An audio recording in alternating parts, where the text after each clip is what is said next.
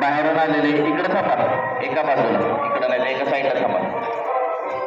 जे आजी माजी विद्यार्थी असतील त्यांनी इकडं स्टेजच्या डाव्या बाजूला थांबायचे मुलांच्या लाईनला.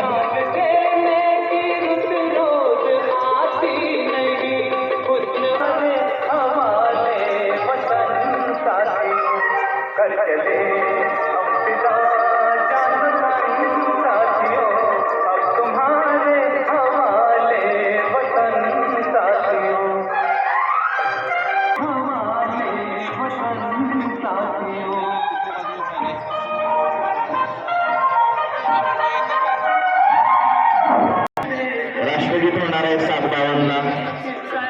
त्यानंतर प्रमुख पाहुणे परेड निरीक्षण करणार आहे. त्यानंतर एनसीसी कॅडेटचा मार्च पास्ट.